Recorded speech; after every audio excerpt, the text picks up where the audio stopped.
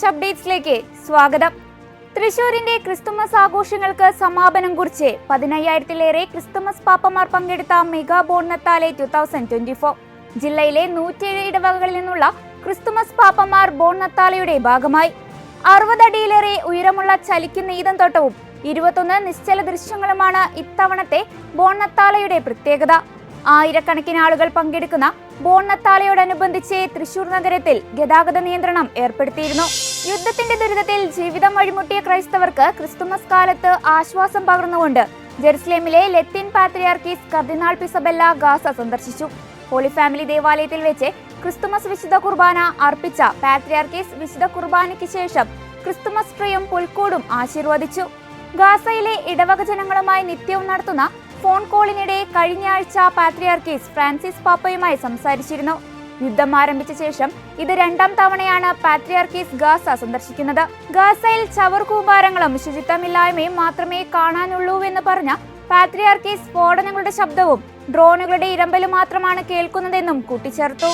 കഴിഞ്ഞ 3 വർഷങ്ങളായി യുദ്ധം അതിന്റെ തീവ്രതയിൽ തുടരുന്ന ഉക്രൈനിൽ ഫ്രാൻസിസ് പാപ്പയുടെ പ്രത്യേക കരുതൽ അറിയിച്ചുകൊണ്ട് ക്രിസ്തുമസ് ദിനങ്ങളിൽ സന്ദർശനം നടത്തി പാപ്പയുടെ ഉപവിപ്രവർത്തനങ്ങൾക്കായുള്ള ഡിക്കാസ്റ്ററിയുടെ പ്രീഫെക്ട് കർദിനാൾ കോൺറാഡ് ക്രജേവ്സ്കി ക്രിസ്തുമസ് ദിനത്തിൽ കർദിനാൾ ലത്തീൻ കത്തീഡ്രലിൽ വിശുദ്ധ ബലിയർപ്പിച്ചു.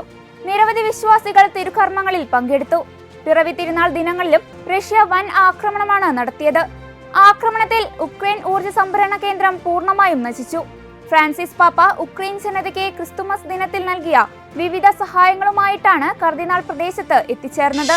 ദി ചോസൻ എന്ന ജനപ്രിയ ബൈബിൾ പരമ്പരയിൽ യേശുവിന്റെ വേഷം കൈകാര്യം ചെയ്തുകൊണ്ട് ജനകോടികളുടെ ഹൃദയം കീഴടക്കിയ ജോനാഥൻ റൂമി സ്വന്തം ജീവിതത്തിലും യേശുവിന്റെ പാതയിൽ.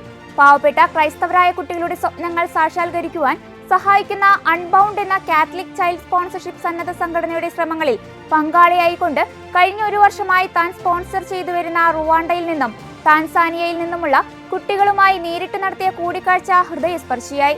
സഹായങ്ങൾ ആവശ്യമുള്ളവരിലേക്ക് നേരിട്ടെത്തിക്കുക എന്ന ലക്ഷ്യത്തോടെ 1981 സ്ഥാപിതമായ കത്തോലിക്ക സന്നദ്ധ സംഘടനയാണ് അൺബൗണ്ട്. ആയിരക്കണക്കിന് സ്പോൺസർമാരിലൂടെ ലഭിക്കുന്ന സഹായങ്ങൾ ലാറ്റിൻ അമേരിക്ക, ഏഷ്യ, ആഫ്രിക്ക എന്നിവിടങ്ങളിലുള്ള പാവപ്പെട്ടവർക്ക് വ്യക്തിപരമായി വിതരണം ചെയ്തു വരികയാണ് സംഘടന.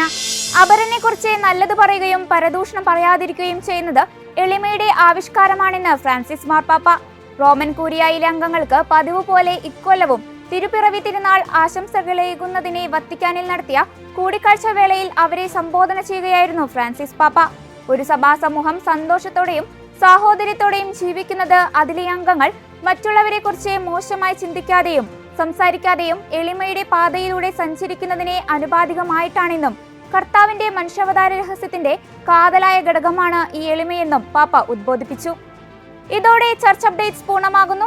നന്ദി.